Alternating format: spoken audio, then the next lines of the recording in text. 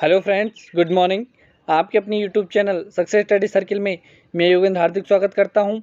और जो इस चैनल पर नए हैं वो प्लीज़ चैनल को सब्सक्राइब करें और हमारी वीडियो की नोटिफिकेशन सबसे पहले प्राप्त करने के लिए बेल आइकन जरूर दबाएं। तो दोस्तों, आज है 18 सितंबर। तो हम 18 सितंबर की प्रमुख करंट अफेयर्स के बारे में आपसे चर्चा करेंगे। तो चलते हैं आज के हमारे पहले प्रश्न पर। आज का हमारा पहला प्रश्न है, हाल ही में चौथे वैश्विक आयुर्वेदिक शिखर सम्मेलन का उद्घाटन किसके द्वारा किया गया? तो ये किया गया वेंकैया नायडू के द्वारा, यानी कि ऑप्शन डी हमारा राइट आंसर होगा। और वेंकैया नायडू है हमारे उपराष्ट्रपति। और इस वैश्विक आयुर्वेद शिखर सम्मेलन का आयोजन भारतीय उद्योग परिसंघ केरला द्वारा आयुष मंत्रालय की साझेदारी में Ayurvedic medical association of India और भारतीय आयुर्वेदिक चिकित्सा निर्माता संगठन और आयुर्वेद अस्पताल प्रबंधन संघ के सहयोग से किया जा रहा है। इसके अलावा यह संयुक्त राज्य अमेरिका में नेशनल आयुर्वेदिक मेडिकल एसोसिएशन और स्विट्जरलैंड में Swiss Ayurveda doctors and therapist association for Ayurvedic medicine in the Netherlands द्वारा समर्पित है, यानी कि इनके द्वारा ये प्रोग्राम चलाया जा रहा है। तो इतना आप याद रखना। बढ़ते हमारे अगले प्रश्न पर। हमारा अगला प्रश्न है, 5 स्टार कोविड-19 रेटिंग पाने वाला हाल ही में दुनिया का पहला एयरपोर्ट कौन सा बना है? तो ये बना है फेमिना इंटरनेशनल एयरपोर्ट, यानी कि ऑप्शन ए हमारा राइट आंसर होगा। और ये कहाँ पर है? ये है इटली में, और इटली के भी रोम में, जो इटली की राजधानी रोम में, वहाँ पर ये फेमिना इंटरनेशनल एयरपोर्ट है। इसने 5 स्टार कोविड-19 रेटिंग पाई है। और बात करें किसने दी है ये, तो स्काई टैक्स द्वारा स्वच्छता के लिए कोविड-19 रेटिंग प्रतिक्रियात्मक दक्षता जांच, विजन निगरानी विश्लेषण और एटीपी नमूना परीक्षण के संयोजन पर आधारित थी। और जो फेमिसिनो हवाई अड्डे है, उसने कोरोना वायरस के प्रसार को कम करने में कारगर स्वच्छता प्रक्रियाओं और अन्य निवारक प्रयासों के लिए 5 स्टार रेटिंग हासिल की है। तो ये ध्यान रखना, ये काफ़ी इंपॉर्टेंट है आपकी एग्जाम दृष्टि से। चलते हैं अगले प्रश्न पर। हमारा अगला प्रश्न है, विश्व रोगी सुरक्षा दिवस कब मनाया जाता है? तो ये मनाया जाता है 17 सितंबर को, यानी कि ऑप्शन डी हमारा राइट आंसर होगा। और बात करें कि ये कब मनाया जाता है, क्यों मनाया जाता है, तो जो विश्व स्वास्थ्य सभा द्वारा, जो विश्व स्वास्थ्य सभा थी, उसके द्वारा 25 मई 2019 को WHO पर 72.6 यानी कि रोगी सुरक्षा व वैश्विक कार्रवाई प्रस्ताव को अपनाया गया था, जिसके बाद विश्व स्वास्थ्य सभा के समर्थन से प्रतिवर्ष 17 सितंबर को विश्व रोगी सुरक्षा दिवस के रूप में मनाए जाने की घोषणा की गई। मई वर्ष 2019 में ये घोषणा की गई थी। और विश्व स्वास्थ्य संगठन ने, यानी कि WHO ने 2019 में पहली बार विश्व रोगी सुरक्षा दिवस मनाया था। तो ये आप याद रखना।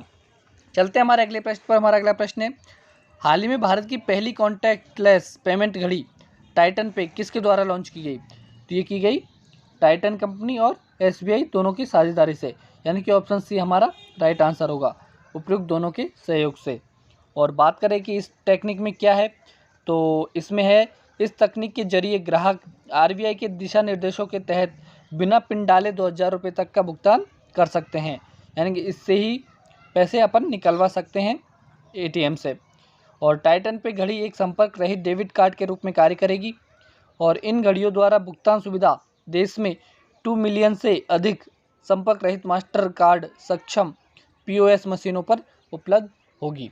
तो ये आप ध्यान रखना। बढ़ते हैं हमारे अगले प्रश्न पर। हमारा अगला प्रश्न है, ऑनलाइन पोकर प्लेटफॉर्म 9 स्टैक्स ने हाल ही में किस क्रिकेटर को अपना ब्रांड एम्बेसडर बनाया है? तो ये बनाया है किसको? सुरेश रैना को, यानी कि ऑप्शन ए हमारा राइट आंसर होगा। और इस साझेदारी के बाद रैना को ब्रांड के आगामी क्रिकेट अभियानों को देखा जाएगा, और जहां भी विभिन्न गतिविधियों के माध्यम से 9 स्टैक्स को बढ़ावा देने के लिए प्रचार प्रसार करेंगे।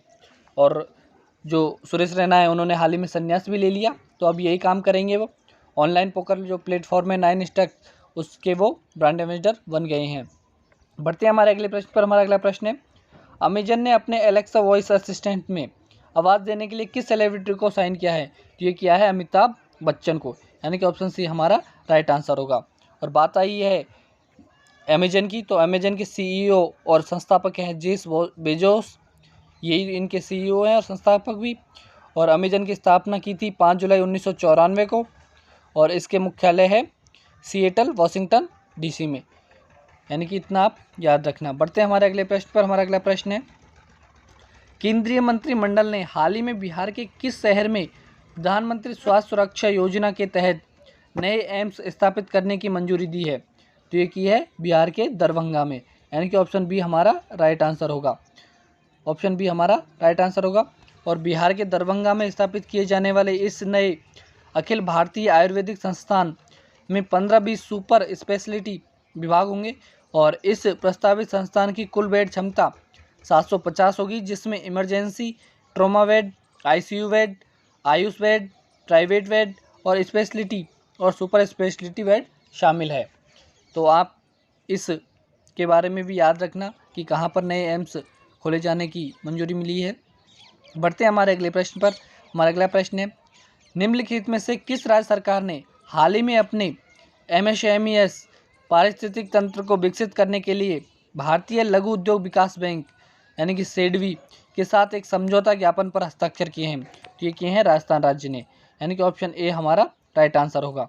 और इस समझौते ज्ञापन के अंतर्गत राजस्थान का उद्योग विभाग और सेडवी राज्य में एमएसएमईएस को वित्तीय, तकनीकी, विपणन और निर्यात सहायता प्रदान करने के लिए मिलकर काम करेंगे। सिडबी के साथ एक साझेदारी राज्य के नवीन क्लस्टर आधारित विचार को बढ़ावा भी देगी।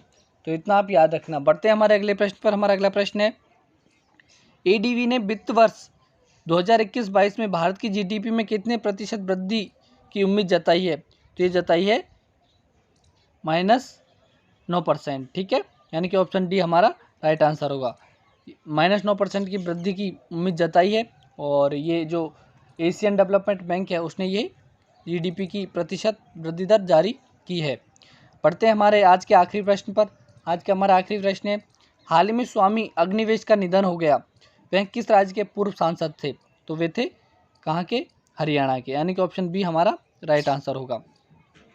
और ये सामाजिक कार्यकर्ता और आर्य समाज के नेता स्वामी अग्निवेश, इनका निधन हो गया है। उन्होंने बड़े स्तर पर गुलामी और बंधुआ मजदूरी के खिलाफ अपने काम के लिए जाना जाता था इनको।